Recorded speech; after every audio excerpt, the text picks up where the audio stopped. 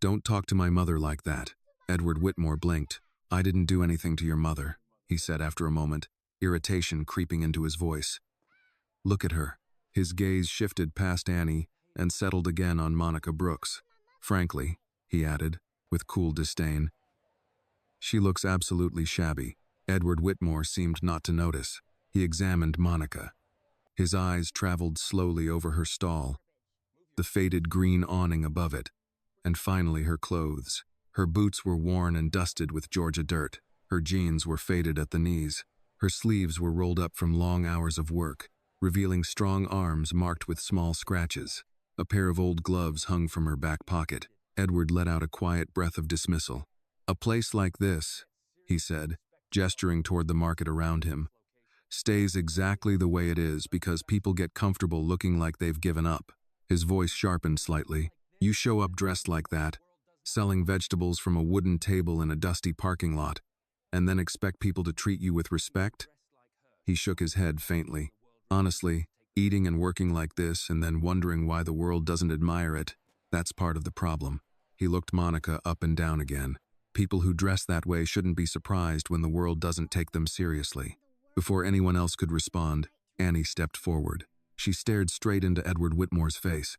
You can have all the money in the world, Annie said firmly, her voice steady despite her racing breath. But you don't have the right to insult my mother. Behind her, Monica felt the entire market holding its breath. Edward studied her again. You shouldn't shout at adults, he said. Annie didn't move. You shouldn't insult people who are working, she replied. A faint smile appeared at the corner of Edward's mouth, though it wasn't friendly. You're very bold for a little girl, and you're very rude for a grown man. Edward shifted his attention briefly toward Monica again, as if Annie were merely an interruption. Well, he said with a small shrug. Someone needed to say it. Annie's hands tightened. My mom works harder than anyone here, she said fiercely. She wakes up before the sun. She carries all those crates herself. She feeds people with the food she sells. And you walk in here wearing a suit and act like she's something to laugh at? Edward opened his mouth to answer, but something about the way the child stood there so small, yet completely unafraid, caused the words to hesitate. Only minutes earlier, the morning at West End Community Market had been perfectly ordinary. Before sunrise, vendors rolled in with pickup trucks and vans filled with produce. Wooden tables scraped against the pavement as stalls were set up. Crates of tomatoes, peaches, onions, and peppers appeared one after another, the air filled with the smell of fresh earth, cut greens, coffee, and warm fruit. Neighbors greeted each other across the aisles. Morning, Miss Monica. How your sister doing these days? You get those tomatoes from Macon this week? Monica Brooks had arrived before dawn like she did every Saturday. She arranged her vegetables carefully, tomatoes stacked where the sunlight would catch their red shine. Okra placed in shallow baskets beside the scale, collard greens spread across the back of the table like dark green fans, and beside the stall sat Annie. Her small wooden stool was positioned so she could see both the vegetables and the customers. The metal change box rested in her lap like something important because to Annie, it was. She took her job seriously. She knew the price of every vegetable. She counted change faster than many adults. She kept the quarters separated from the dimes and the nickels arranged neatly in rows. Earlier that morning, old Reverend Pike had approached the stall leaning on his cane. Morning, Miss Monica. Morning, Reverend. What can I get you today? Sweet potatoes, he said. And maybe forgiveness. Annie didn't even look up from the change box. Sweet potatoes are here, she said calmly. Forgiveness is 2 stalls over. The Reverend laughed so hard he had to hold the table. That was how mornings usually went at West End Community Market. Work, conversation, small kindnesses. But for the past week, another topic had moved quietly through the aisles. Whitmore development. Everyone had heard the rumors. A redevelopment project. Luxury shops, restaurants, and glass storefronts. And the simple truth beneath those polished words. If the land was sold, the market would disappear. Monica tried not to think about it. Annie noticed anyway. Then the black SUVs arrived. 3 of them rolled slowly into the lot. Doors opened. Men in pressed shirts stepped out. And finally Edward Whitmore emerged from the last vehicle. That's him, someone whispered from the flower stand. Whitmore walked down the aisle with 2 assistants, discussing zoning and development plans. When he reached Monica's stall, he stopped. Now Annie stood directly in front of him. Her small chest rose and fell quickly, but she didn't step back. Edward Whitmore looked down at her once more, and for the first time since stepping into the market that morning, the billionaire realized something unexpected. The smallest person in the market was the only one who wasn't afraid of him. For several long seconds after Annie finished speaking, the entire West End community market stood frozen. Edward Whitmore stood perfectly still. A young girl stood directly in front of him, small fists clenched, her eyes fixed on his face with a kind of certainty he rarely saw in adults. "You can have all the money in the world," Annie had said, "but you don't have the right to insult my mother." If this moment touched your heart, please like the video and leave a comment telling us where you are watching from. Your support means a lot, and do not forget to subscribe to the channel so you never miss another powerful story like this. Behind her, Monica Brooks felt the entire market holding its breath. Edward studied the girl carefully. Edward crossed his arms slowly. "You speak very confidently," he said. "I speak the truth." There was no hesitation in her voice. Behind the stall, Monica placed a gentle hand on Annie's shoulder. "Annie," she said softly, "that's enough." But Annie shook her head. "No, Mom." Her eyes stayed on Edward Whitmore. "He needs to hear this." The words caused another ripple of quiet surprise across the market. Edward tilted his head slightly. "Do I?" Annie nodded. "Yes, sir." Something about the way she said "sir," respectful but unwavering, caught the attention of several of the older vendors. Edward waited. "Go on then," he said. Annie drew in a breath. "My mom wakes up before the sun comes up," she said. She pointed toward the stacked crates beside the stall. "She carries those boxes herself. Those things are heavy. I tried lifting one once and I couldn't even move it." A small laugh escaped someone near the honey stand, quickly covered by a cough. Annie continued. "She works all morning so people here can cook dinner for their families." Her voice didn't rise. It didn't need to. "And when the market closes," Annie added, "she still has to clean everything, pack the truck, drive home, cook dinner, and make sure I finish my homework." Edward listened without interrupting. Annie took a small step closer. "You walked in here, looked at her clothes, and decided she didn't deserve respect." Her gaze didn't waver. "That's wrong." Edward Whitmore held her stare for a long moment. Then he glanced around the market. He noticed things he had barely registered earlier. The worn wooden stalls, the patched awnings, the cracked pavement where weeds had pushed through over the years. But standing there now, he noticed something else too. The way Annie stood squarely in front of her mother like a small shield. Edward looked back at the girl. "You seem very certain your mother deserves respect," he said. Annie answered without hesitation. "She does, even though she runs a vegetable stall in a place that's clearly struggling?" "Yes." Edward studied her again. "And you believe that kind of work deserves admiration?" "Yes." The answer came faster this time. Annie gestured toward the vegetables laid out on the table. "People come here because they trust her," she said. "They know the food is fresh. They know the price is fair. They know she works hard." Miss Celia from the preserves table lifted her chin slightly. Old Reverend Pike nodded once from where he stood with his cane. Mr. Halverson at the honey stand folded his arms thoughtfully. Annie noticed them. She swept a small hand toward the surrounding stalls. "All these people know her." She looked back at Edward Whitmore. "Respect doesn't come from wearing an expensive suit." Edward said nothing for a moment. Behind him, one of his assistants shifted nervously. "Mr. Whitmore," the man murmured quietly, "we still need to inspect the west section of the property." Edward raised a hand without turning. The assistant fell silent immediately. Edward's attention remained on Annie. "You handle the money here?" he asked. Annie nodded. "I do the change. And you're good at it?" "Yes." Edward looked down briefly at the coins scattered across the ground. Annie followed his gaze, then crouched and began picking them up one by one. Her movements were calm and deliberate, as though nothing unusual had just happened. She dropped the last quarter into the metal box and snapped the lid shut. The small click echoed louder than expected. Edward watched her for a moment longer. Then he turned his head slightly and looked at Monica. Their eyes met for the first time since Annie had stepped forward. Monica's expression was steady. Edward nodded once, almost imperceptibly. Then he turned away. "Let's continue," he said to his team. The group began walking down the market aisle again, clipboards and polished shoes moving through the dusty pavement. Gradually, the noise of the market returned. Miss Celia leaned toward Monica from the next stall. "That girl of yours," she whispered. Monica exhaled slowly. "Yes," she said quietly. Annie climbed back onto her stool and set the change box carefully in her lap. For a moment she stared toward the far end of the market where Edward Whitmore had disappeared between the stalls. "Mom," she said. "Yes, baby?" Annie tilted her head slightly. "Do you think he understood?" Monica followed her daughter's gaze. The billionaire and his team were already halfway across the lot, discussing something over a clipboard. "I don't know," Monica said honestly. Annie tapped the lid of the change box thoughtfully. "Well," she said, "I hope he did." Because something in Annie Brooks told her that the conversation between their family and Edward Whitmore was not finished yet.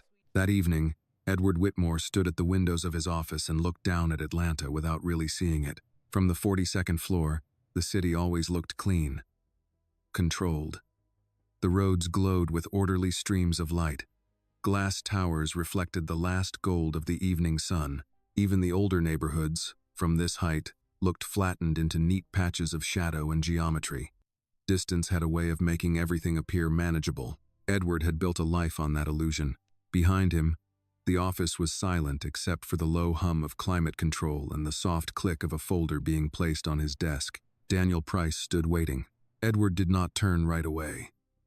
He kept one hand in his pocket, the other resting lightly against the window frame, his reflection staring back at him in the glass. For most of the day, every time he had closed his eyes, he had seen the same thing. A small girl standing in the middle of a market aisle, coins on the pavement. That voice. Respect doesn't come from wearing an expensive suit. "Sir," Daniel said carefully, "you asked for background on Monica Brooks." Edward turned then and crossed the office in a few quiet steps. Daniel had laid out a slim file, no thicker than a church bulletin. That, somehow, irritated him. Whole lives reduced to thin folders always did, though he rarely admitted it. He sat, opened the file, and began to read. Monica Brooks, 34. Single mother, resident of a modest apartment on the west side. Temporary lease. No significant assets. One child. No spouse listed. No criminal record. No lawsuits. No family wealth.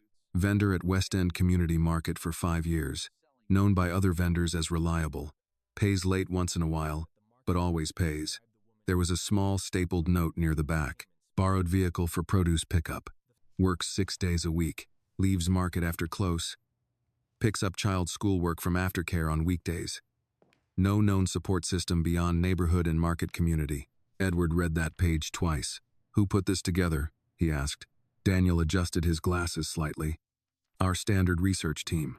Edward's eyes stayed on the file. "Standard. Yes, sir. Standard. Meaning efficient, cold, stripped of anything not immediately useful to business. Enough information to evaluate risk, not enough to recognize humanity unless someone insisted on looking for it." He set the file down. "And the market?" he asked. Daniel opened another folder. This one was thicker. "West End Community Market occupies the most valuable portion of the block," he said. "If acquired in full, the site would allow for continuous frontage along both primary streets. Retail projections remain extremely strong." Edward nodded once. But Daniel did not miss the fact that his gaze had already drifted back to the first file. "There's resistance from the vendors," Daniel added. "Mostly informal for now. Anxiety, rumors, some talk of petitions." "Some talk. Yes, sir." Edward leaned back in his chair. He thought of the market in the morning light, of old wood and stacked produce, of people looking at one another as if they belonged to something more binding than contract law. It had not impressed him when he first stepped into it. He had seen age, disorder, low yield, but then that child had spoken, and somehow the whole place had shifted under his feet. Not literally, of course, but enough. "You're distracted," Daniel said. It was not an accusation. Daniel had worked for him long enough to know when blunt honesty would be tolerated and when it would not. Tonight, apparently, it would. Edward let out a short breath. "Am I?" "Yes." Edward looked at him. Daniel hesitated only briefly. "Sir, with respect, most people shout when they're afraid. That girl didn't." Edward's expression did not change. No, he said quietly. She didn't. Daniel closed the second folder. She believed what she was saying. Edward looked again at Monica's file. She shouldn't have spoken to me that way. Daniel said nothing. Edward tapped one finger against the edge of the desk. And yet, Daniel echoed carefully. For a moment, the room went quiet again. Then Edward asked, "Did you find anything unusual? About Monica Brooks?" "No, sir. Other than the obvious. Which is, she works harder than most people with 10 times her resources." Edward did not answer. He returned his gaze to the window. Across town, in a second-floor apartment above a laundromat and a closed tax office, Monica Brooks was standing at her kitchen sink rinsing collard greens for dinner. The apartment was small, but clean. Annie's school papers were clipped to the refrigerator with mismatched magnets. One kitchen chair had a loose leg Monica kept meaning to fix.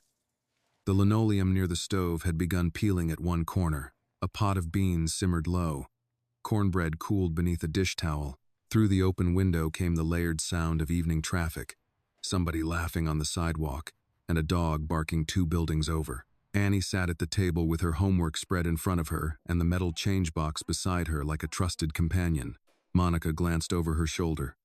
"Why is that box in my kitchen?" Annie looked up. "I'm checking it. You checked it 3 times already." "I'm checking it emotionally now." Monica had to press her lips together to keep from smiling. "Emotionally," she repeated. "Yes, ma'am." Monica turned back to the sink, though the smile still touched one corner of her mouth. It did not stay there long. The day had exhausted her in ways labor usually did not. Physical work she understood. You lifted, carried, bent, sorted, sweated, kept moving. The body complained and then eventually forgave you. Humiliation was different. Humiliation stayed. It sat somewhere just under the ribs and replayed itself in pieces. A glance, a tone, a sentence you wished you had answered differently. Monica had lived long enough to know that what hurt most was not being seen as poor.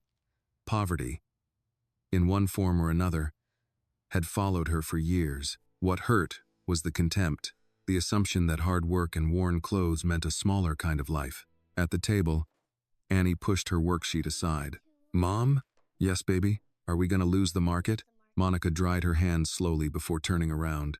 Children deserved honesty, but they also deserved sleep. Mothers spent half their lives choosing between the two. "I don't know," Monica said finally. "Not yet." Annie studied her face. "That man wants it," she said.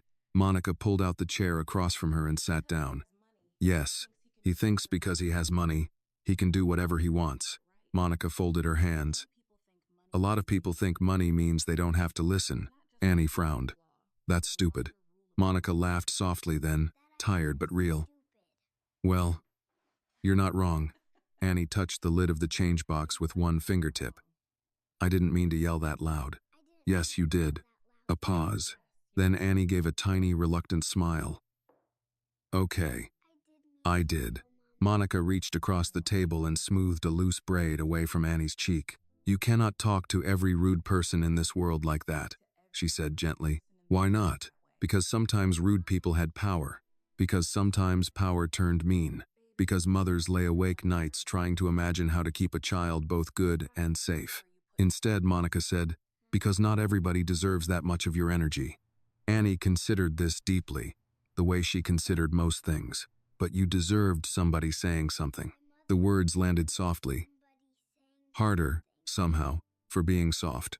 Monica looked at her daughter for a long moment. Then she said, "Come, set the table." Annie slid down from her chair and carried 2 plates over with great seriousness. "Mom?" "Yes. If he comes back, I'm still watching him." Monica set the cornbread on the table. "I know you are." Annie nodded once, satisfied with being understood. Back downtown, Edward Whitmore closed Monica's file at last, but not before his eyes caught one final line handwritten in the margin by someone from the research team. "Child often present at stall. Handles cash. Bright. Alert. Bright. Alert." Edward stared at the words longer than he should have. Then he stood, took the file with him, and walked once more to the window. Below him, the city glittered with all the confidence of money, but somewhere beyond the shine and height and steel, in a neighborhood his investors would call transitional and his planners would call underutilized, A woman was likely serving dinner after a 12-hour workday, and a little girl with sharp eyes was probably still deciding whether he had understood what she said. For the first time in a long while, Edward Whitmore found himself unsettled not by opposition, but by the possibility that a child might be right. The next morning, West End Community Market woke the same way it always did. Before the sun fully cleared the rooftops, trucks were already pulling into the cracked parking lot. Vendors dragged wooden tables into place, the legs scraping across pavement worn smooth by decades of Saturdays. Crates thumped onto the ground. The smell of tomatoes, onions, coffee, and damp earth slowly filled the morning air. But something in the atmosphere had changed. People spoke a little quieter. Heads turned more often toward Monica Brooks's stall. Word traveled quickly in places like this, and by the time the first customers arrived, everyone already knew what had happened the day before. The story had grown in the telling. Some said Annie had shouted down a billionaire. Some said the man had turned red and stormed off. Others claimed he'd looked like someone had slapped him with a truth he wasn't ready for. Miss Celia was retelling the moment for the third time near the preserves table. "I'm telling you," she said, tapping the lid of a jar for emphasis. That child stood there like a tiny preacher. Old Reverend Pike chuckled beside her. "Well," he said, "sometimes the Lord sends the message in a smaller package." Across the aisle, Monica unloaded a crate of sweet potatoes from the back of her van. She worked quickly, the way she always did, but she could feel the attention drifting toward her stall, like sunlight creeping across a floor. Annie noticed it too. She sat on her stool with the metal change box in her lap, watching the market with sharp eyes. "Mom," she said quietly. "Yes, baby?" Everybody's staring. Monica slid the crate into place beneath the table. "That's because people like a story," she said calmly. Annie tilted her head. "I didn't do it for a story." "I know." Monica wiped her hands on a small towel and began arranging tomatoes in careful rows. "But once something happens in a place like this," she added, "people talk about it for a while." Annie considered that. Then she opened the change box and began organizing the coins. "Well," she said thoughtfully, "they better make sure they tell it right." By mid-morning, the market had returned to its usual rhythm. Customers moved through the aisles. Conversations floated between stalls. Children tugged their parents toward baskets of peaches.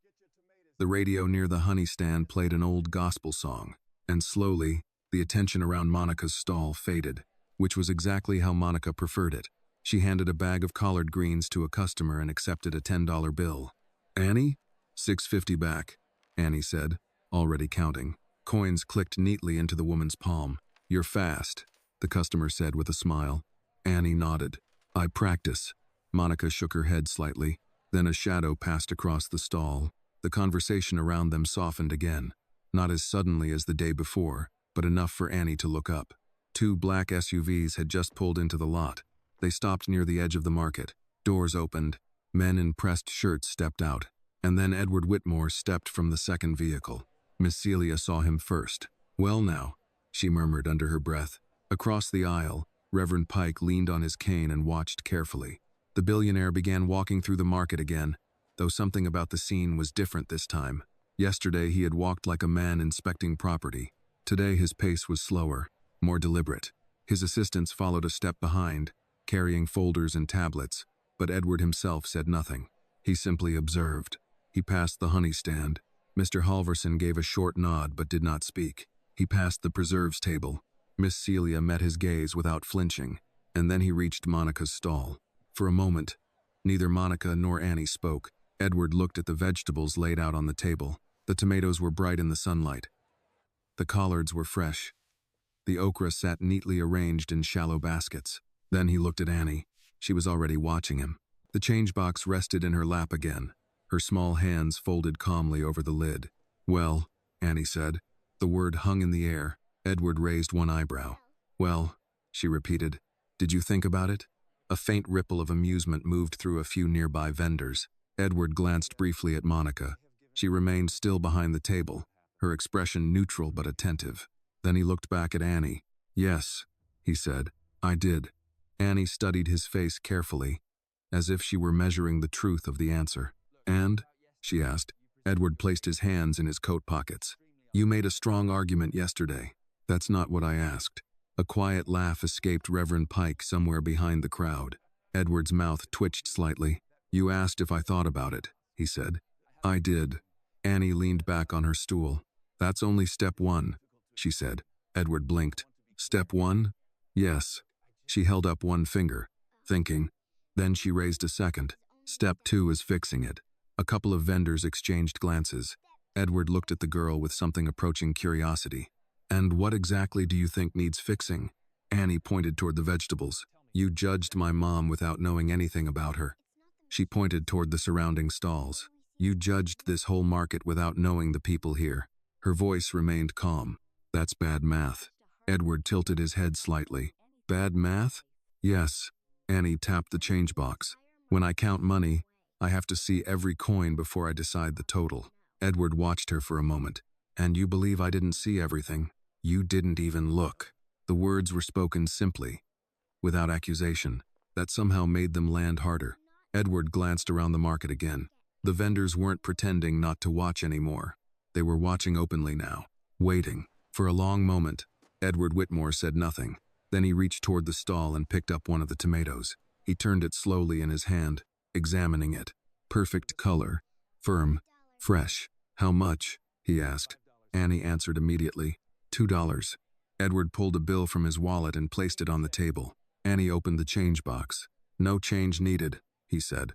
Annie closed the box again. "Okay." Edward looked at the tomato one last time. Then he said quietly, almost to himself, "Maybe I didn't look closely enough yesterday." Annie nodded once. "That's what I said." Edward set the tomato back on the table, but he didn't leave. Instead, he remained standing there, as if the conversation wasn't finished yet, and Annie had the distinct feeling that it wasn't. Edward Whitmore did not leave. That was the first thing everyone noticed. Men like him were supposed to move through places like West End Community Market the way weather moved through briefly, decisively, without becoming part of anything. They arrived, evaluated, and went on to rooms where decisions were made over polished tables and filtered water. They did not stop at a produce stall after being corrected by a child and stand there as if the conversation still belonged to them. But Edward stayed. The tomato he had almost bought sat where he had set it down, red and unbothered in the morning light. Annie kept both hands on her change box and watched him the way a school principal might watch a student who had already lied once and was being given exactly one chance to do better.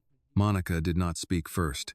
She had long ago learned that silence, properly used, could force a person to reveal what they had really come for. Edward glanced from Annie to Monica, then to the vegetables arranged across the table. "These are yours?" he asked. Monica folded a paper sack for a customer and nodded. "They are. You source them locally?" "Some. Some from a distributor south of the city. Some from a farm outside Macon when the price isn't too high." Edward absorbed that. "And this stall supports both of you." It was not phrased as a question, but Monica answered anyway. "It does." A woman waiting to buy onions shifted her purse higher on her shoulder but made no attempt to leave. Two men near the honey stand stopped pretending they were interested in bees. Edward slipped one hand into his coat pocket. "How long have you been here?" 5 years. "And before that?" Monica handed the woman her onions, named the price. Waited while Annie counted back change, and only then looked at him. "Before that," she said evenly, "I was working somewhere else." Edward's face revealed nothing, but Annie noticed the question still sitting behind his eyes. "My mom's not applying for a job," Annie said. A few people nearby smiled into their collars. Edward looked down at her. "No," he said. "I suppose she isn't." Annie lifted her chin. Supposing correctly is better than talking wrong. This time the laugh that moved through the nearest stalls was impossible to hide. Even Monica had to turn slightly, pressing her lips together for a moment before facing forward again. Edward's expression altered by the smallest degree. Not a smile. Not quite. But something in him had adjusted. Before he could answer, old Reverend Pike appeared at the edge of the stall with his cane and his usual timing. "Morning again," the Reverend said, looking from Monica to Edward to Annie, and then back to the Collards. "I seem to recall I came here for sweet potatoes, but I may stay for the character development." "Reverend," Monica said. A warning threaded lightly through the word. "What?" he asked, offended only in the theatrical sense. "I'm old. I've earned the right to observe." Annie nodded solemnly. That's true. Edward turned toward the older man. You've been here long? Reverend Pike adjusted his hat. Long enough to remember when this lot was mostly gravel and 2 folding tables. He tapped his cane once on the pavement. Long enough to remember who sold out, who hung on, who buried spouses, who raised children from behind these stalls. His gaze sharpened, long enough to know there's more here than square footage. The words did not sound rehearsed. That was probably why they landed. Edward said nothing. Miss Celia, who never missed an opening once she believed she had moral permission, called from her preserves table. This market kept half this neighborhood fed in '08 when folks were losing homes and pretending they weren't. She straightened a row of jars. Ain't no shopping center ever done that. Mr. Halverson from the honey stand joined in without looking up from his labels. My wife sold candles here after my pension got cut. He shrugged, the movement careful with age. Helped us keep the lights on 2 winters. The woman who had just bought onions tucked the bag under her arm and added, Miss Monica brought vegetables up to my sister when she had surgery and couldn't drive. Monica immediately shook her head. That was nothing. No, the woman said. It wasn't. Edward stood in the middle of it, hearing not a protest, but a testimony. There was no chanting, no signs, no public relations strategy behind it. Just ordinary people stating plain facts in ordinary voices, which somehow made the defense of the place feel more serious than outrage would have. Annie watched his face. You see? She said quietly. Edward met her eyes. I'm listening. Annie considered him a moment, then nodded once as if marking a small point in his favor. A pickup rattled past the outer fence. Somewhere down the row, a toddler began crying over a dropped cookie. The market, sensing it had made its point for now, slowly resumed its movement. But the energy around Monica's stall stayed taut. Edward looked across the aisle, at the line of old tables, the patched canopies, the handwritten signs listing prices in thick black marker. He saw what he had always seen before. Age, inefficiency, low-margin trade. But now those things were layered beneath other facts he could not as easily dismiss. Longevity, memory, interdependence. People whose lives were stitched into the place in small invisible threads. Daniel Price approached from a respectful distance, holding a tablet against his chest. He read the scene in one glance and chose his tone accordingly. Mr. Whitmore, he said softly. The zoning consultant is waiting by the south fence. Edward did not turn. He can wait. Daniel nodded once. Annie noticed that too. Edward looked at Monica again. You've heard about the redevelopment. Yes. And you know why investors want this block. Yes. Then you understand this market sits on valuable property. Monica's face did not change. Property is valuable because people give their lives to it. It was the kind of sentence a person could only say if she had earned every word of it. Edward's eyes held hers a second longer than before. Annie felt the current in that silence, though she did not yet have the language for it. Then Edward said, There are plans to modernize the area. Miss Celia snorted from across the aisle. That's a pretty word for pushing old folks out.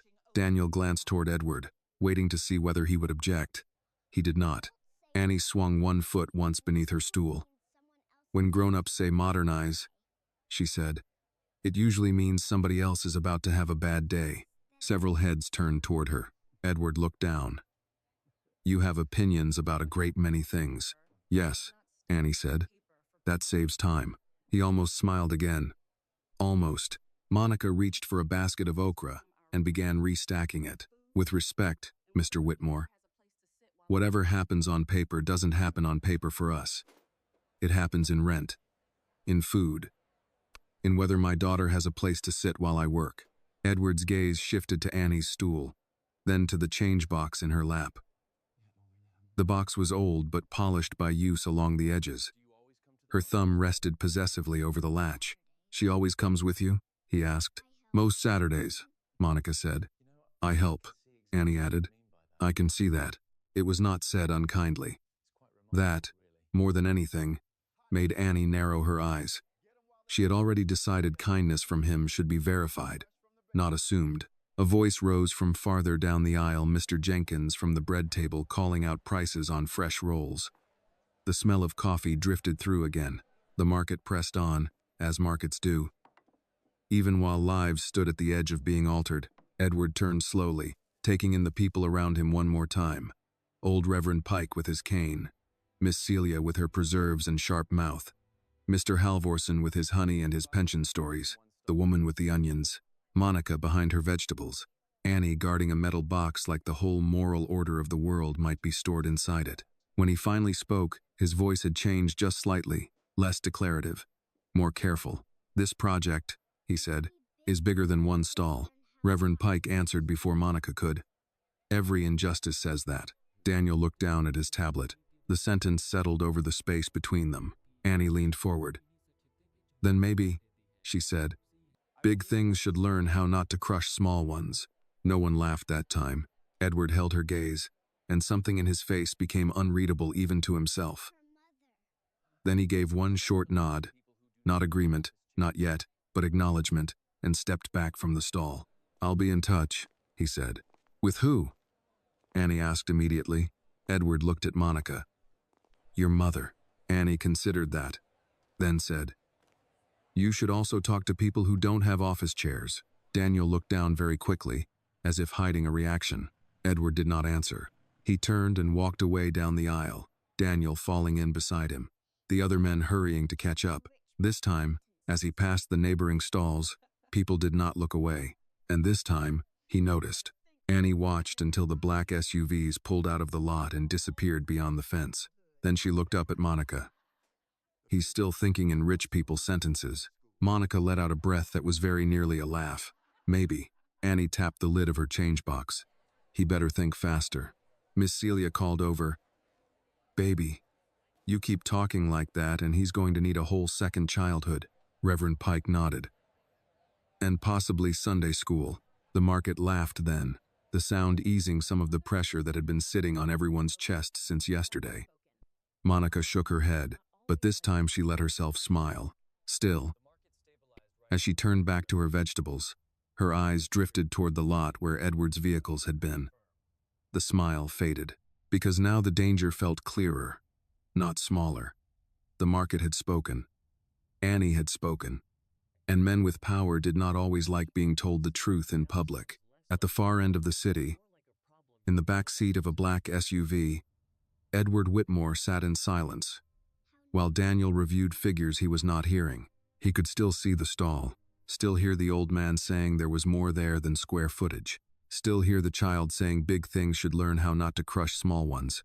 For the first time in years, a piece of land no longer looked simple to him. By Monday morning, the story had spread far beyond West End Community Market. Stories had a way of traveling faster than truth. But in this case, the truth was already dramatic enough. By the time the week began, people across the neighborhood were repeating the moment in their own versions. A little girl had stood up to a billionaire. Some said she shouted him down. Others said she embarrassed him. A few said she had reminded him how to behave like a human being. At the small barber shop 2 blocks from the market, the television above the mirror was playing a local news segment. The reporter stood in front of the familiar wooden stalls. Residents are raising concerns about a proposed redevelopment project that could replace the long-standing West End Community Market with a commercial complex. Behind the reporter, the camera caught glimpses of vendors setting up tables, customers browsing produce, and the old green awning over Monica Brooks's stall. In a nearby diner, 2 construction workers watched the segment while eating eggs. "That the place?" one asked. "Yeah," the other said. "My aunt buys vegetables there every week." "And that kid really yelled at the rich guy?" "Apparently." The man shook his head slowly. "Good for her." Across town, inside the glass tower of Whitmore Development, Edward Whitmore watched the same segment in silence. The television hung on the wall of the executive conference room. Around the long table sat 6 investors. Their suits were immaculate. Their expressions were not. A woman with silver hair and sharp eyes leaned forward slightly. "This is becoming a problem," she said. Edward remained seated at the head of the table, hands folded calmly. "It's a local story," he replied. "For now," another investor said. He tapped a tablet screen. "The clip already has 200,000 views online." Edward's assistant Daniel stood quietly near the wall, observing the room. The silver-haired woman spoke again. "Our timeline for the redevelopment cannot afford public resistance." Edward said nothing. Another investor sighed. "Edward, this market is sentimental for people. You know how these things go. If protests start, the city council slows down permits. Zoning hearings drag out for months. And suddenly, a 2-year project becomes 5. Edward leaned back slightly in his chair. We haven't submitted final plans yet. That's exactly why we should move faster, the man insisted. The room waited. Edward's gaze drifted briefly toward the television again. On the screen, the camera showed Monica handing a bag of collard greens to a customer while Annie sat beside the stall counting coins in her metal box. The reporter's voice continued. Many community members say the market represents more than just a place to buy food. For some residents, it represents history. Edward picked up the remote and muted the television. The silence that followed felt heavier than the report itself. Edward, the silver-haired investor said, her tone firm. This project is worth $30 million in projected revenue. He nodded once. I'm aware. We didn't buy half the block to preserve a vegetable market. Daniel watched Edward carefully. After several seconds, Edward spoke. Public opinion matters. The room went still. It matters when it threatens profit, the man across the table replied. Edward didn't answer immediately. Instead, he stood and walked toward the window. 40 floors below, Atlanta moved with its usual restless energy. Traffic flowed through intersections. Pedestrians crossed streets with coffee cups in their hands. The city never paused long enough for any single argument to matter very much, except sometimes it did. Behind him, one of the investors spoke again. The girl is becoming part of the story. Edward turned slightly. How so? The investor held up a tablet. Social media. He turned the screen toward the room. A photo filled the display. Annie sitting on her stool beside the vegetable stall, the metal change box in her lap, staring directly at the camera with the same fearless expression she had given Edward 2 days earlier. The caption read, "The bravest voice in Atlanta." Edward studied the image for a moment. Then he looked away. "This is temporary attention," he said. The silver-haired woman folded her arms. "Attention is exactly what we don't need." Edward returned to the table. "We continue as planned," he said. The investors exchanged glances. "Then we move forward with acquisition?" Edward paused. Only for a second. "Yes." Across town, Monica Brooks was unloading crates from the back of her van again. Monday mornings were quieter than Saturdays. But the small weekday version of the market still opened for regular customers who preferred fresh vegetables over supermarket aisles. Annie sat on her stool with the change box open, carefully stacking coins. A man approached the stall holding his phone. "Miss Monica," he said with a grin. "You seen this?" He turned the screen toward her. The same photo from the news story filled the display. Annie blinked. "That's me." "Yes, it is," the man said. "You're famous now." Annie frowned. "I didn't want to be famous." Monica wiped her hands on her apron and looked closer at the phone. The caption made her stomach tighten. "The bravest voice in Atlanta." Annie leaned forward to study the image. "They took that without asking." "That's what cameras do sometimes," Monica said quietly. Another customer approached. "I saw you on TV this morning," the woman said to Annie. Annie sighed. "I just wanted him to stop being rude." The woman smiled warmly. "Well, sometimes that's exactly what the world needs." Monica finished stacking a basket of tomatoes, but as the morning continued, more people stopped by the stall. Some bought vegetables. Some just wanted to meet the girl from the story. Annie tried to stay focused on counting change, but she noticed something unusual. People were watching, not just out of curiosity, out of hope. Around noon, Reverend Pike arrived with his cane and a knowing look. "Well," he said, glancing around the busier-than-usual stall, "looks like you started something." Annie looked up. "I didn't start anything." The Reverend chuckled. "Child," he said gently, "sometimes truth starts things, whether we mean it to or not." Across the city, Edward Whitmore sat alone in his office once more. Daniel entered quietly with a tablet. "Sir," he said, "you should see this." Edward glanced at the screen. Another article had appeared online. The headline read, "Atlanta market faces demolition, but one young voice is fighting back." Edward leaned back in his chair slowly. For the first time in years, a redevelopment project had become something unpredictable. Not because of lawyers, not because of money, because of a small voice that refused to stay quiet. And Edward Whitmore was beginning to realize something dangerous. The more people listened to that voice, the harder it would become to ignore it. By Tuesday afternoon, West End Community Market felt less like a neighborhood market and more like the center of an argument the whole city had suddenly decided to join. People still came for tomatoes, collards, onions, and sweet potatoes. Older men still leaned on folding chairs and offered opinions nobody had requested. Miss Celia still arranged her preserves with the precision of a museum curator. Reverend Pike still bought one thing and stayed to discuss five. Life, in its practical details, continued. But under all of it, something had changed. More customers came with phones in their hands. More strangers stopped to look at Annie before they looked at the vegetables. More conversations began with, "Are you the little girl from the news?" Annie had already grown tired of that question. "No," she told one woman dryly, handing back 3 quarters and a dime. "I'm the little girl selling okra." The news part was extra. The woman laughed, bought 2 pounds of tomatoes, and left shaking her head in admiration. Monica kept her face composed through all of it, but the attention sat on her nerves like a weight she could not shift. Public sympathy was a strange kind of comfort. It came with warmth, yes, but also exposure. And exposure was dangerous when powerful people were involved. That afternoon, just after lunch, the market was full enough that the usual sounds had risen again. Vendors calling prices, customers comparing peaches, someone dragging a crate across the concrete, the old radio crackling under a weather report. Monica was weighing bell peppers when a woman in a linen blouse and dark sunglasses stopped at the edge of the stall. She was one of those people who always looked as though they had stepped out of an air-conditioned car and never fully entered the weather. Her handbag was expensive without shouting about it. Her nails were neat. Her perfume arrived half a second before she did. She smiled at Monica in a way that was meant to seem friendly. "Well," she said, glancing over the stall, "I suppose this is charming in its own way." Monica kept bagging the peppers. "What can I get for you?" The woman picked up a tomato, turned it in her fingers, then set it back down as though she had decided not to trust it. "Nothing today," she said. "I was just curious. I saw the story online." Annie, seated on her stool with the change box in her lap, looked up at once. The woman's eyes drifted over Monica's shirt, her worn jeans, the dirt still caught near the seams of her boots. Then she sighed lightly. "It really is a shame," she said. "A pretty face can carry a lot, but not forever.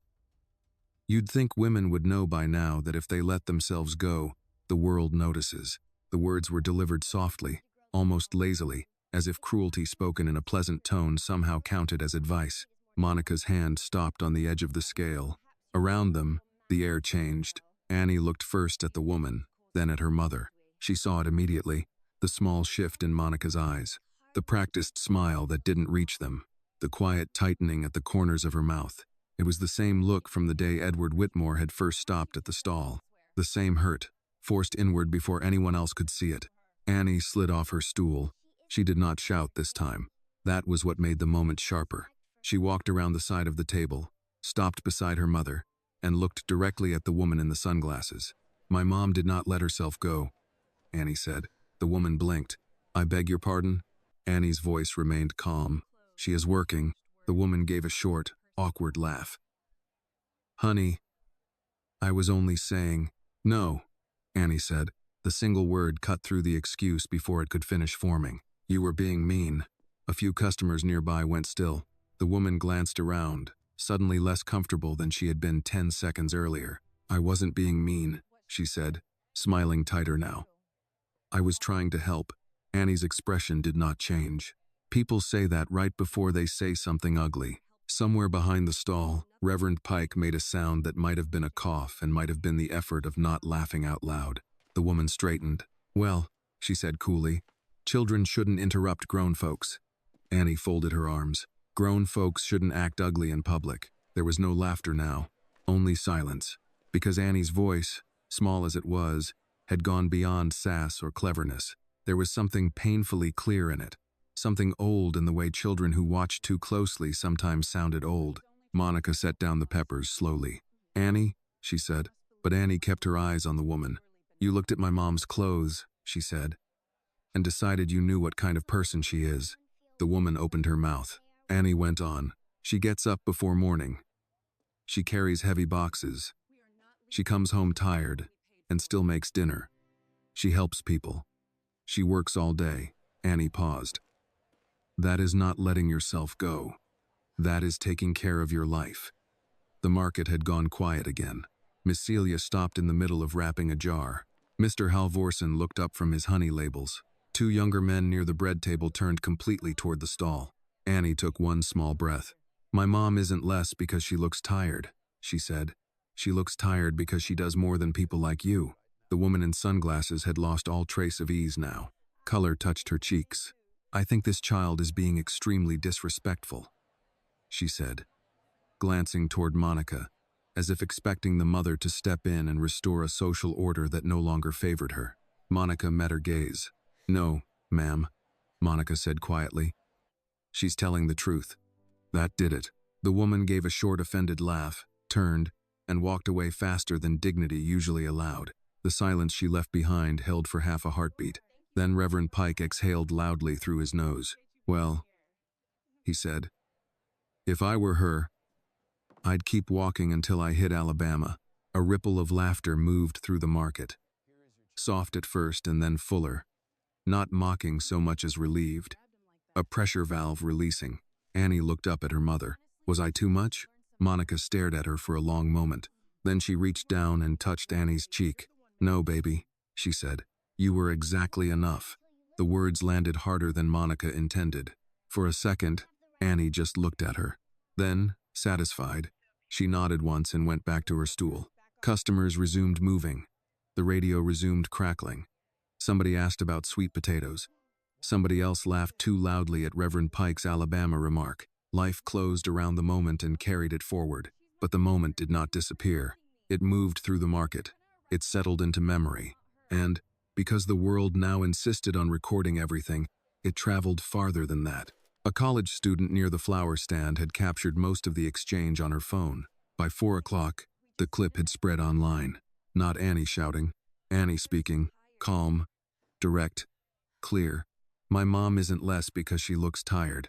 She looks tired because she does more than people like you. By 5, the video had made its way into inboxes, text threads, social feeds, neighborhood groups, and eventually onto the desk of Daniel Price. Edward Whitmore was in his office when Daniel entered without his usual small talk. You need to see this, Daniel said. Edward looked up from a draft acquisition timeline. Another article? Daniel handed him the tablet. Edward watched in silence. He saw the woman at Monica's stall, saw Monica's face close itself politely around insult, saw Annie step down from her stool, heard the child defend her mother not with noise this time, but with moral precision. He watched the clip once, then again. When it ended, the room stayed very quiet.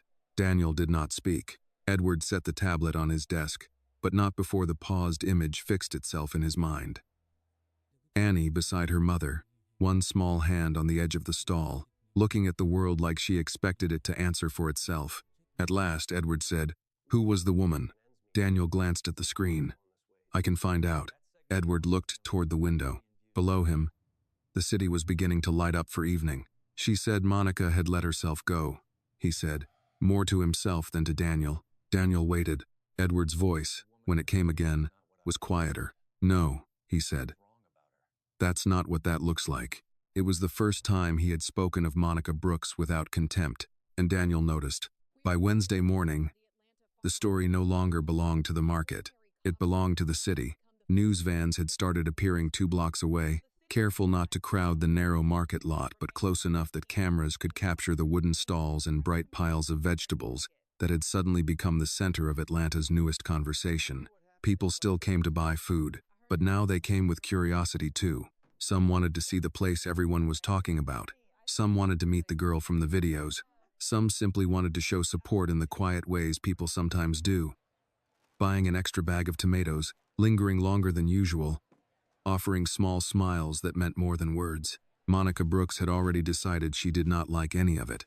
Attention did not pay rent. Attention did not stop redevelopment contracts.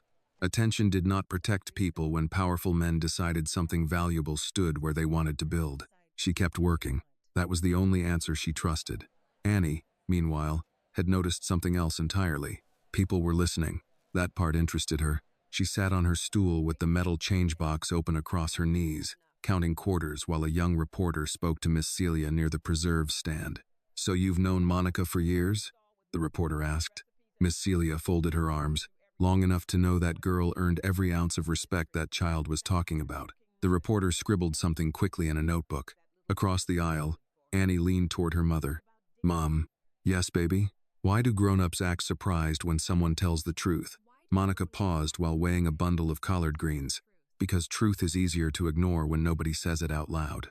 Annie nodded slowly, filing the answer away. At the edge of the lot, a black sedan pulled quietly to a stop.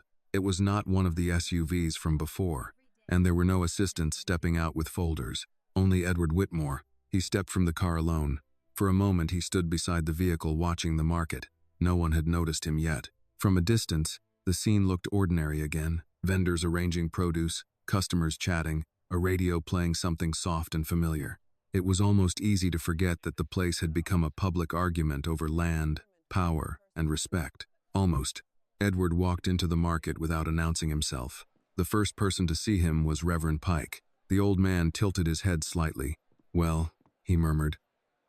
Look who decided to come back without a parade. Edward nodded politely as he passed. Good morning.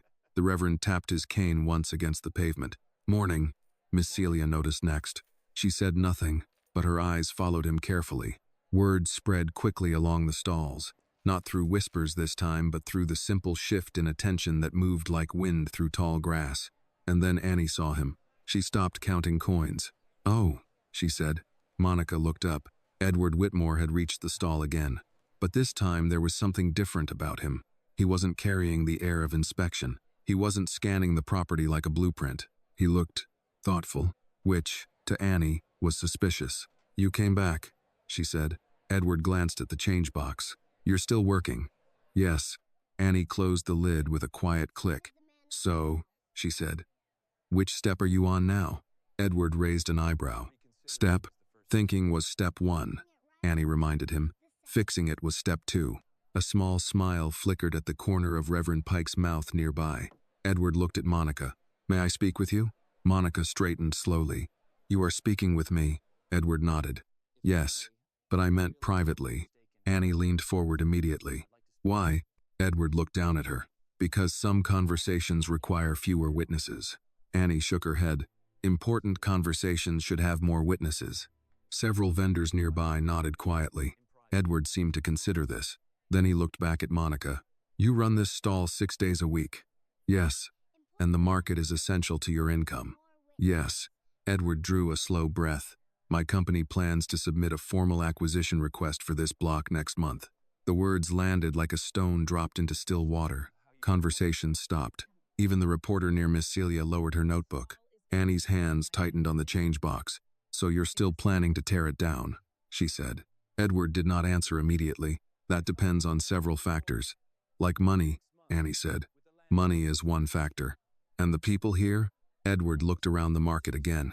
The stalls, the vendors, the customers who had paused to listen. They are another factor. Annie studied his face carefully. You're still thinking in rich people sentences, she said. A few quiet laughs escaped nearby. Edward did not appear offended. Instead, he surprised everyone by pulling a folded sheet of paper from his coat pocket. He placed it gently on the edge of the vegetable table. Monica frowned slightly. What is that? A proposal. For what? Edward met her eyes. For keeping the market. The silence that followed felt almost unreal. Miss Celia leaned forward so far she nearly knocked over a jar. Reverend Pike blinked slowly. Annie looked from the paper to Edward and back again. You're serious? Edward nodded. There may be a way to develop the surrounding properties while preserving this market. Monica stared at him. Why? Edward did not answer right away. Instead, he glanced briefly toward Annie, then back at Monica. Because sometimes, he said quietly, the numbers on paper are missing part of the equation. Annie leaned closer to the paper but didn't touch it. She looked up at him again. So, you're trying step two? Edward allowed the faintest hint of a smile. I'm trying to. Annie considered this for several seconds. Then she nodded once. Good. She tapped the change box. Because step 3 is proving you meant it. Edward looked down at her. And how would you suggest I do that? Annie shrugged. Start by not destroying things people love. The market held its breath again. Edward Whitmore looked around the wooden stalls one more time. And for the first time since the argument began, the future of West End Community Market no longer seemed as certain as it had the week before. The silence after Edward Whitmore placed the folded paper on Monica Brooks's table lasted only a few seconds, but it changed the shape of the morning. Markets were not built for silence. They were built for weighing produce, counting cash, greeting neighbors, calling out prices, and discussing weather, church, and blood pressure with equal seriousness. Silence in a place like West End Community Market meant something had landed hard enough to interrupt life itself. Monica looked down at the paper, but she did not touch it. Annie did, not enough to unfold it. Just one finger against the edge, like she was testing whether it was real. Miss Celia came one careful step closer from her preserve stall. Reverend Pike leaned in on his cane. Two customers who had no reason to stay suddenly developed a deep interest in bell peppers. The young reporter across the aisle looked as though Christmas had arrived early and carrying legal documents. Monica kept her eyes on Edward. "What kind of proposal?" she asked. Edward glanced once around the stall, aware now of every ear within 20 feet. "The kind that requires a proper conversation," he said. Annie frowned. "That sounds like another rich people sentence." A small laugh escaped Reverend Pike before he could stop it. Edward's expression shifted only slightly. "It means I'd rather explain it carefully than badly." Annie considered that. "That is better." Monica still had not touched the paper. "Why now?" she asked.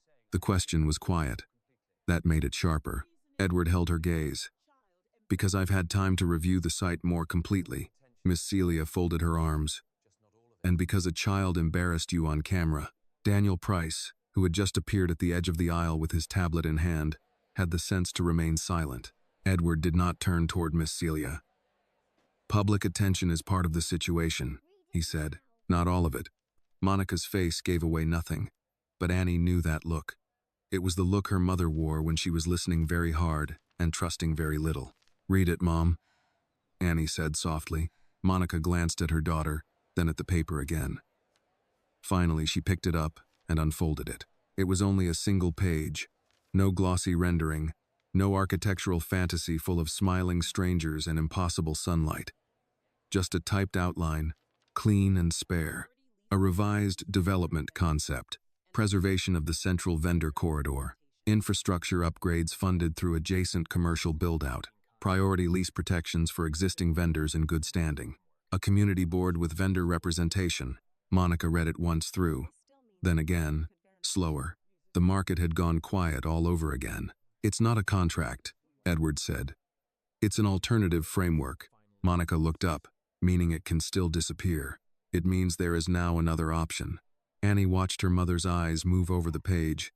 She could tell Monica wanted to believe nothing about this man. It would be safer that way, cleaner, but she could also see something more dangerous creeping in. Hope. Hope was dangerous when you were poor. It made promises feel heavier when they broke. "What's the catch?" Miss Celia asked. Edward answered without irritation. "There isn't one. There's always one," Reverend Pike said mildly. Daniel stepped forward at last. "The complication," he said in the tone of a man trying to prevent a room from becoming a battlefield, "is that this would require internal approval, revised planning, and cooperation from parties who currently prefer the original model." "That's a very tidy way of saying powerful people want the old plan," Miss Celia said. Daniel nodded once. "Yes, ma'am." Monica folded the paper carefully and placed it on the table beside the tomatoes. "You're asking us to trust a possibility." Edward looked at the document, then at her. "I'm saying the original outcome is no longer the only one under consideration." Annie rested both hands on her change box. "That still sounds slippery." This time even Monica almost smiled. Before Edward could answer, a voice cut in from behind him. "Sir." It was Harold Pike. He was walking fast, shoulders tight, a leather folder clamped in one hand. Unlike Daniel, Harold never understood the value of entering a tense situation gently. He came to problems the way men came to fences they intended to kick down. He stopped when he saw the crowd around the stall. His eyes moved from Edward to Monica to Annie, then to the folded page on the table. Something hard flashed across his face. "We need a word," he said. Edward did not move. "You can speak." Harold glanced at the surrounding vendors, clearly disliking the idea of witnesses. "Privately." "No." The word came flat and final. Annie looked up at Monica, as if to say, "See?" Important conversations should have witnesses. Harold inhaled slowly through his nose. The city inspector's office has finalized preliminary compliance concerns for several vendor units. Monica's spine stiffened. Daniel looked sharply at Harold. What concerns? Harold opened the folder. Structural hazards, code inconsistencies, unauthorized modifications, sanitation flags. Miss Celia made a sound of disgust. Oh, spare me. Harold ignored her and continued. If the notices go out this week, it will accelerate vacancy. Edward turned his head, very slowly. Accelerate. Harold seemed to realize too late that he had chosen the wrong word. I mean, clarify the urgency of transition. No, Edward said. You meant accelerate. A current passed through the aisle. Everyone felt it. Monica's eyes narrowed. You were planning to force people out. Harold straightened. The property is non-compliant in multiple areas. These vendors are month-to-month at best. No one is forcing anyone. We are moving within legal channels. Legal, Reverend Pike said quietly, is often the favorite costume of cruelty. Harold looked like a man who considered old pastors one more obstacle between himself and efficiency. Edward held out his hand. Folder. Harold hesitated, then gave it to him. Edward opened it. His eyes moved across the pages quickly, but Annie noticed the change in his face almost at once. Not surprise, exactly. Recognition. The unpleasant kind. These notices were drafted yesterday, he said. Yes, sir. And you intended to circulate them without discussing the revised framework. Harold shifted his weight. Because with respect, sir, the revised framework is not practical. Daniel spoke for the first time since Harold arrived. Practical for whom? Harold ignored him and kept his attention on Edward. We're losing momentum already. Media attention has complicated the timeline. If we let community sentiment dictate the process, we'll never close this acquisition cleanly. There it was. Not just the plan, but the philosophy beneath it. Cleanly. As if removing hundreds of ordinary lives from a place they depended on was simply a question of paperwork done efficiently. Monica folded her arms. You were going to send code notices to people who can barely afford lunch and call it procedure. Harold gave her a thin, professional smile. I was going to follow the regulatory path available to us. Annie slid off her stool. She did not come all the way around the stall this time. She just stood beside it, one hand resting on the table near the folded proposal. So that's your trick, she said. Harold looked down at her, already dismissing her. It isn't a trick, little girl. It's business. Annie's eyes sharpened. No, she said. It's hiding meanness inside paperwork. Miss Celia shut her eyes for 1 second as if the child had just spoken for half the market. Harold opened his mouth, but Edward spoke first. Enough. The single word stopped everyone. Edward closed the folder. His voice, when it came again, was quieter than shouting and much more dangerous. No notices go out. Harold stared at him. Sir, no notices, Edward repeated. No pressure tactics. No compliance actions initiated for the purpose of forcing early vacancy. Harold's jaw tightened. That will weaken our position. Edward looked at him fully now. Then perhaps our position deserves weakening. Daniel lowered his eyes, hiding what might have been relief. For a long moment, Harold said nothing. The market waited. Finally, he gave one clipped nod. Understood. But Annie noticed what adults often missed when they were busy winning the main argument. Harold's eyes when he looked at Monica, at the stall, at the gathered vendors. That was not surrender. It was resentment, looking for another road. He turned and walked away without another word. The moment he disappeared down the aisle, the market seemed to exhale all at once. Reverend Pike leaned on his cane and said, Well, that man smiles like a foreclosure notice. Daniel coughed into one hand. Edward handed the folder to him. Review everything, every notice, every internal instruction related to this property. Yes, sir, and find out who authorized this timeline. Daniel took the folder. I will. Edward looked then at Monica and Annie. Not as a man surveying a stall, as a man standing in the consequences of his own machinery. Annie rested her hand protectively on the folded proposal. You see, she said, big things do try to crush small ones. Edward nodded once. Yes, it was the first full, uncomplicated agreement he had given her. Monica looked at the proposal. then at the direction Harold had gone, then back at Edward. "If you mean to do this differently, you'd better move faster than the people who don't." Edward's gaze stayed on her. "I intend to." Annie tilted her head. "That means we are now on step 3. Edward almost asked what step 3 was, then stopped himself. He already knew. Prove it. The market did not return to normal after Harold Pike walked away. It tried. People went back to weighing vegetables. Customers picked up tomatoes and cucumbers again. The radio near the honey stand crackled through another gospel song. A breeze lifted the edge of the green awning above Monica's stall, but something in the air had shifted. The argument had stopped being quiet. Monica stood behind the table with both hands resting on the wood. The folded proposal lay beside the basket of tomatoes, and for a moment she simply looked at it as though it might disappear if she blinked. Annie watched Harold's back until he vanished past the bread stall. Then she looked up at Edward Whitmore. "That man is not finished," she said. Edward did not pretend otherwise. "No," he replied. "He isn't." Reverend Pike tapped his cane lightly on the pavement. "Men like that rarely stop when the first door closes." Miss Celia nodded from her preserves table. "They just find another hallway." Daniel stood beside Edward, the folder of compliance notices still in his hand. His face carried the look of someone who had just realized a situation was larger than the job description he had originally accepted. Edward turned to him. "Cancel every notice in that file." Daniel nodded. "I will. And review every document related to this property," Edward continued. "If there are any other creative strategies being prepared, I want to see them." "Yes, sir." Daniel stepped away, already opening the folder. Meanwhile, the young reporter who had been lingering near the preserve stand edged a little closer. Her notebook was already open.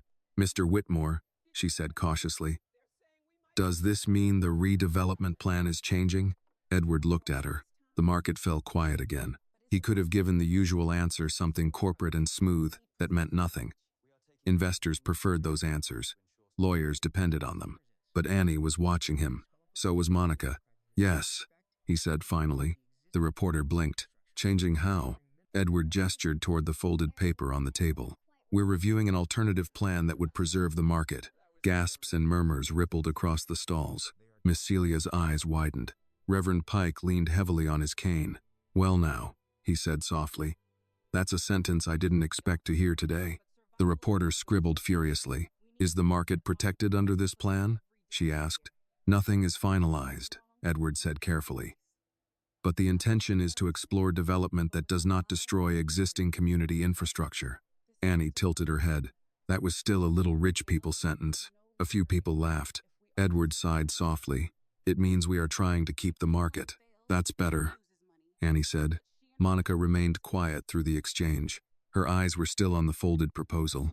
"You understand something," she said slowly. Edward turned toward her.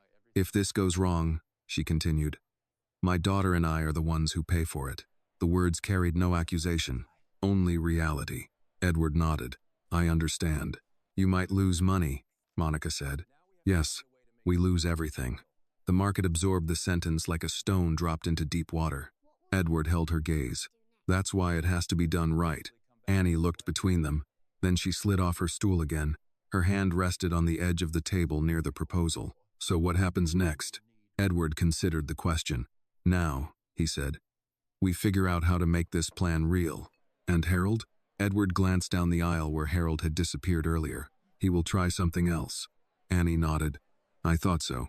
Reverend Pike cleared his throat. "Well," he said, "if this is turning into a fight, you might want witnesses." Miss Celia lifted a jar of preserves like a small declaration. "You've got a few." More vendors nodded. The bread seller, the honey man, the woman who had bought onions earlier that morning. One by one, people moved a little closer to the stall. Not aggressively, not dramatically, just enough to show they were present. Edward Whitmore watched the quiet shift. Community. He had seen the word used in reports, presentations, and marketing campaigns for years, but this was the first time he had seen it behave like a force. Annie looked around at the gathered vendors. Then she looked back at Edward. "You see?" she said. Edward nodded slowly. "Yes." Annie tapped the folded proposal with one finger. "So step 3 starts now." Edward almost smiled. "Yes." At that exact moment, Daniel returned from the edge of the market. His expression had changed. "Sir," he said quietly. Edward turned. Daniel held up his phone. You should see this. Edward glanced at the screen. His eyes narrowed slightly. The headline on the article read, City Review requested for West End market property. Daniel spoke carefully. Harold may not have waited. Edward took the phone and read the article. According to the report, a formal complaint about unsafe vendor structures and regulatory violations had already been submitted to the city planning office, filed anonymously, but the timing was obvious. Reverend Pike watched Edward's face. Well, the old man said quietly, looks like the hallway showed up faster than expected. Monica exhaled slowly. So that's the next move. Annie folded her arms, trying to close the market with paperwork. Edward handed the phone back to Daniel. Yes. For a moment no one spoke. Then Annie said something that made several people blink. That's okay. Edward looked down at her. Why? Annie shrugged. Because the truth is stronger than paperwork. The market went quiet again. Edward Whitmore studied the small girl standing beside the vegetable stall, and for the first time since the battle had begun, he realized something important. Harold Pike might understand money, but Annie Brooks understood people, and in a fight about a place like this, people were the only numbers that really mattered. By Thursday morning, the fight for West End Community Market was no longer quiet. The city planning office had confirmed the complaint. Inspection requests had been logged, regulatory reviews had been scheduled, and word had spread that the market might be forced to shut down temporarily while safety concerns were evaluated. Nobody at the market believed the timing was accidental. Monica arrived earlier than usual that morning. The sky was still gray when she unlocked the back of her van and began unloading crates of vegetables. The air smelled like damp pavement and early coffee drifting from the diner down the street. Annie sat on the edge of the tailgate swinging her legs while watching her mother work. Mom, she said quietly. Yes, baby. Are they going to close the market? Monica lifted a crate of tomatoes and set it on the table. I don't know yet. Annie frowned slightly. I don't like not knowing. Monica wiped her hands on her apron. Neither do I. A few minutes later, Reverend Pike arrived earlier than usual too. He leaned on his cane beside the stall and nodded toward the quiet rows of tables. I figured folks might need company today. Monica gave a tired smile. You're not wrong. By the time the sun rose above the buildings, nearly every vendor had arrived early. Miss Celia set out her preserves without her usual humming. Mr. Halverson arranged honey jars with more force than necessary. The bread seller carried trays from his truck and muttered under his breath about city nonsense. The market looked the same as always, but the mood felt like the morning before a storm. Around 8 o'clock, a white city vehicle pulled into the lot. The logo of the Atlanta Department of Buildings was printed on the door. 2 inspectors stepped out carrying clipboards. Conversations stopped. Annie looked at Monica. That was fast. Monica nodded once. Yes, it was. The inspectors began walking slowly through the stalls. They looked at tables. They examined wooden frames. They made notes on their clipboards. None of the vendors interfered. They simply watched. When the inspectors reached Monica's stall, one of them cleared his throat politely. Good morning, he said. Morning, Monica replied. We're conducting a preliminary safety review. I heard. The inspector nodded. He checked the table supports, examined the wooden beams of the stall, and made a few notes. Annie leaned closer to the change box. Are we in trouble? She whispered. Monica squeezed her shoulder gently. Not yet. Across the market, another black car pulled into the lot. This one Annie recognized immediately. Edward Whitmore stepped out, but this time, he was not alone. Daniel walked beside him carrying a thick folder, and 2 additional people followed behind them, both wearing professional suits but not the corporate look Annie had seen before. One of them carried a large blueprint tube. Reverend Pike noticed them first. Well now, he murmured. Edward walked directly toward the inspectors. Good morning, he said. The inspectors turned. Mr. Whitmore, one of them replied. Edward nodded. I understand you received a complaint. Yes, sir. Before you continue, Edward said calmly, I'd like to introduce the structural engineer who reviewed this property last night. He gestured toward the man carrying the blueprint tube. The engineer stepped forward. I'm Dr. Lawrence Reed, he said. Licensed structural engineer. I performed a full overnight inspection of the vendor structures. The city inspector frowned slightly. Overnight? Yes. The engineer opened the tube and unrolled a large set of diagrams across the nearest table. Every stall has been evaluated for load-bearing safety and structural integrity. The inspector leaned down to examine the documents. And? He asked. Dr. Reed tapped the blueprint. They're stable. The market went silent. The inspector flipped through the pages. These certifications are legitimate? Daniel spoke up.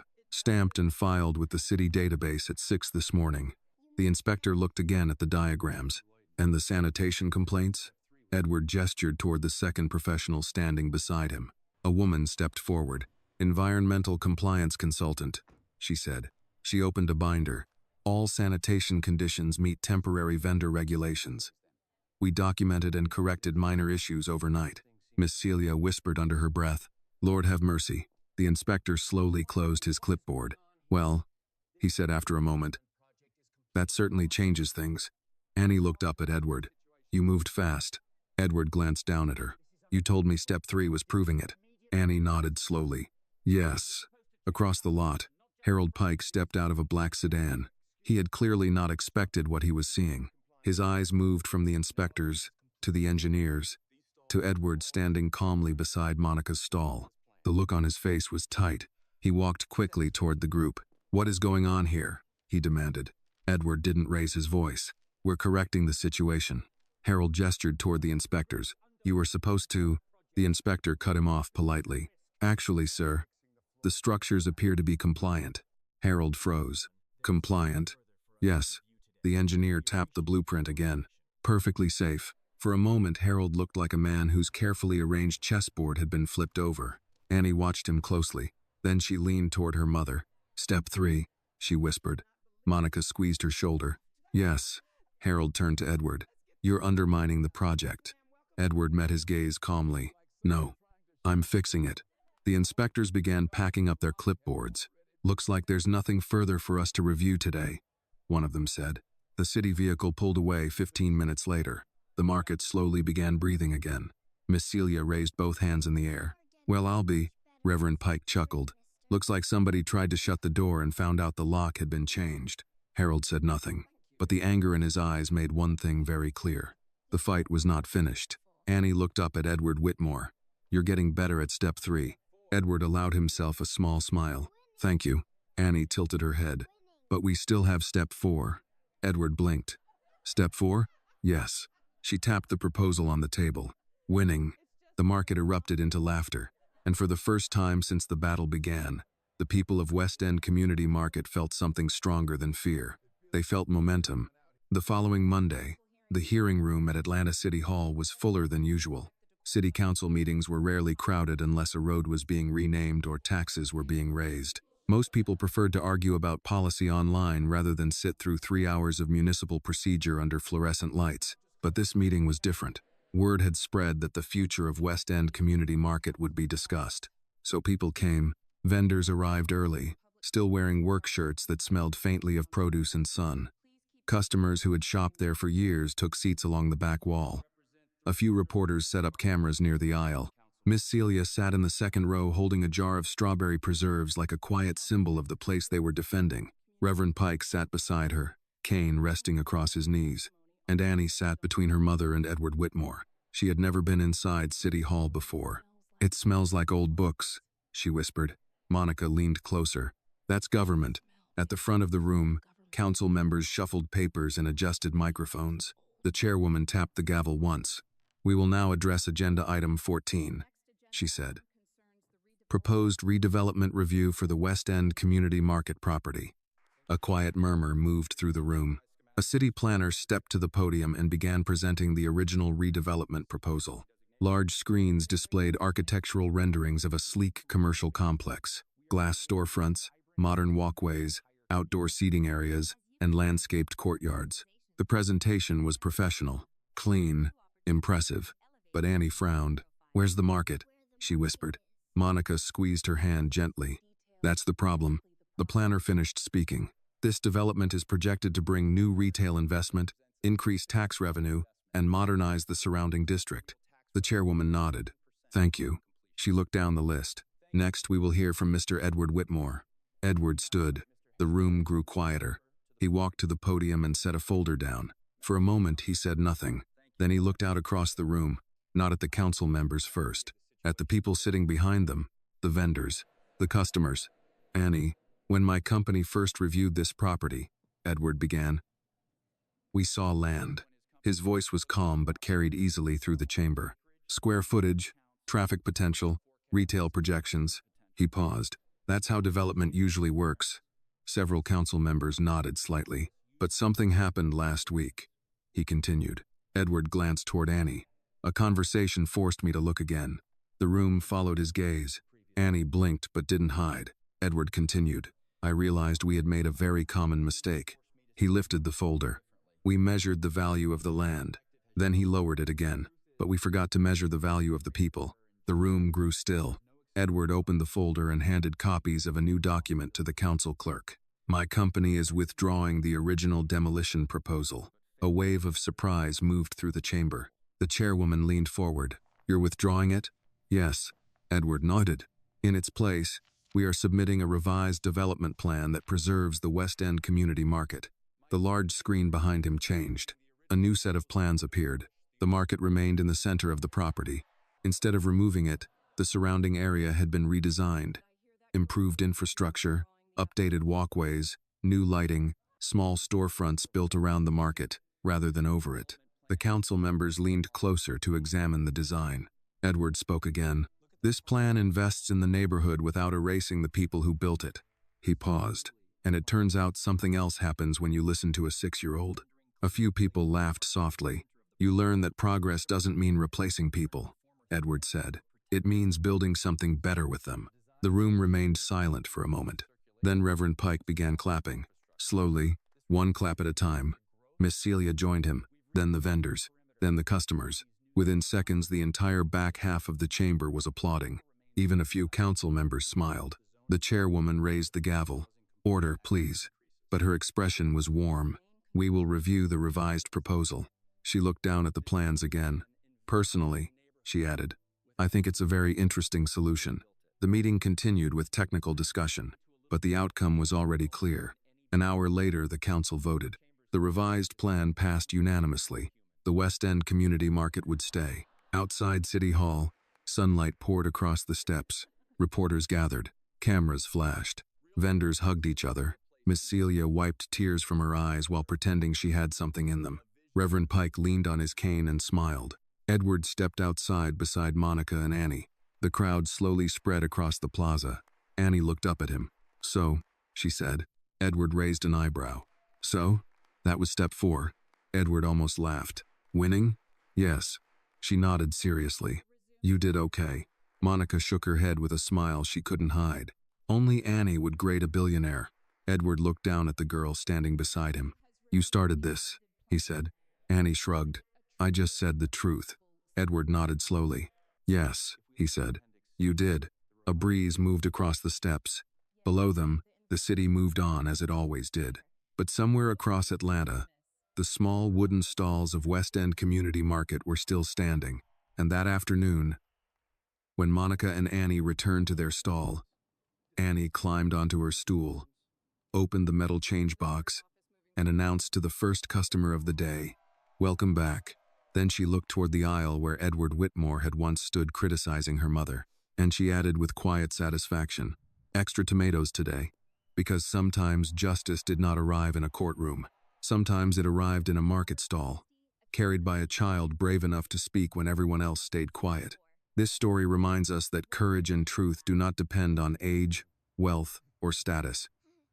Sometimes the clearest voice in a complicated world comes from someone who simply refuses to accept injustice. Annie showed that respect is not something earned through money or power, but through hard work, kindness, and the way we treat other people. The story also teaches that real progress should never come at the cost of destroying communities or silencing the people who built them. When ordinary people stand together and speak honestly, even the most powerful systems can change. In the end, the greatest lesson is simple. One brave voice can awaken the conscience of many, and sometimes that is enough to begin making the world fairer. This video is a work of fiction created with the assistance of artificial intelligence. All characters, events, and situations are not real and do not represent any actual people or true stories. The content is intended for storytelling and emotional illustration only.